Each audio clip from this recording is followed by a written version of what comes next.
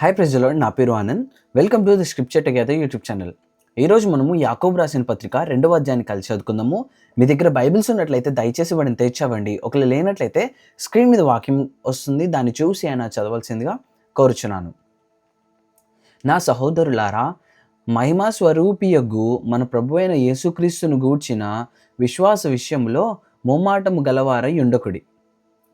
ఏలాగనగా బంగారు ఉంగరము పెట్టుకొని ప్రశస్త వస్త్రములు ధరించుకొనిన ఒకడు మీ సమాజ మందిరంలోనికి వచ్చినప్పుడు మురికి బట్టలు కట్టుకొనిన దరిద్రుడును లోపలికి వచ్చిన ఎడల మీరు ప్రశస్త వస్త్రములు ధరించుకొనిన వానిని చూచి సన్మానించి, నీవిక్కడ మంచి స్థలమందు కూర్చుండమని చెప్పి, ఆ దరిద్రునితో నీవిక్కడ నిలువుము, లేక ఇక్కడ నా పాదపీఠమునకు దిగువను కూర్చుండమని చెప్పిన ఎడల మీ మనస్సులలో భేదములు పెట్టుకొని మీరు దురాలోచనతో విమర్శ చేసిన వారగుదురు గదా కారా. నా ప్రియ సహోదరులారా, ఆలకించుడి. ఈ లోక విషయంలో దరిద్రులైన వారిని విశ్వాసమందు భాగ్యవంతులుగాను తన్ను ప్రేమించు వారికి తాను వాగ్దానము చేసిన రాజ్యమునకు వారసులుగాను ఉండుటకు దేవుడు ఏర్పరచుకొనలేదా? అయితే మీరు దరిద్రులను అవమానపరచుదురు, ధనవంతులు మీ మీద కఠినముగా అధికారము చూపుదురు. మిమ్మును న్యాయ సభలకు ఈడ్చుచున్న వారు వీరే గదా. మీకు పెట్టబడిన శ్రేష్టమైన నామమును దూషించువారు వీరే కదా.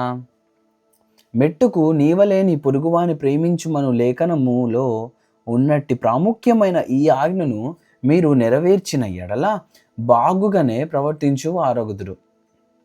మీరు పక్షపాతము గలవారైతే ధర్మశాస్త్రము వలన అపరాధులని తీర్చబడి పాపము చేయువారగుదురు.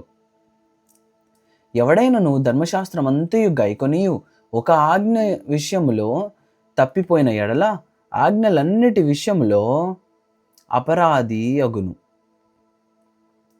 వ్యభిచరింపవద్దని చెప్పినవాడు నరహత్య చేయవద్దనియు చెప్పెను గనుక నీవు వ్యభిచరింపకపోయినను నరహత్య చేసినడల ధర్మశాస్త్ర విషయములో నపరాధి వైతివి.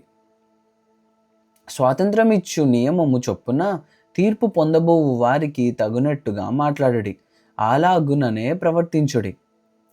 కనికరము చూపనివాడు కనికరం లేని తీర్పు పొందును, కనికరము తీర్పును మించి అతిశయపడును.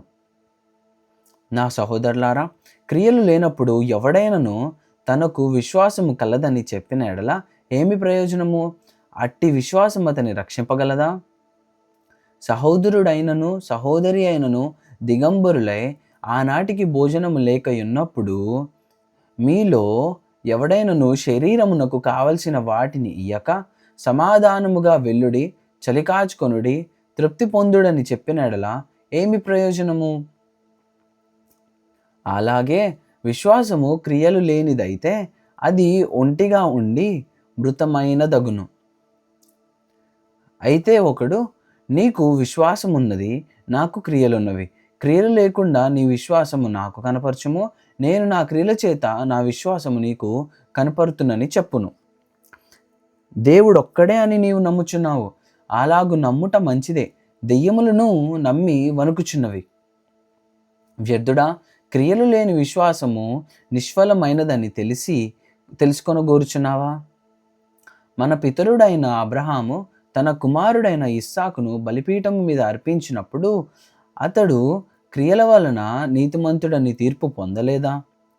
విశ్వాసము అతని క్రియలతో కూడి కార్యసిద్ధి కలుగజేసిననియు, క్రియల మూలముగా అతని విశ్వాసము పరిపూర్ణమైనదనియు గ్రహించుచున్నావు గదా.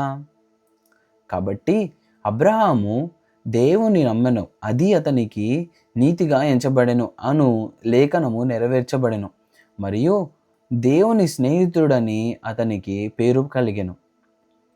మనుష్యుడు విశ్వాస మూలముగా మాత్రము కాక క్రియల మూలమునను నీతిమంతుడని ఎంచబడునని మీరు దీని వలన గ్రహించితిరి. అటువలనే రాహాబను వేశ్య కూడా దూతలను చేర్చుకొని వేరొక మార్గమున వారిని వెలుపలికి పంపివేసినప్పుడు క్రియల మూలంగా నీతిమంతురాలని ఎంచబడెను కదా. ప్రాణము లేని శరీరం ఎలాగు మృతమో అలాగే క్రియలు లేని విశ్వాసమును మృతము. దేవుడిచ్చిన ఈ వాక్యము దీవించును గాక. ఆమెన్.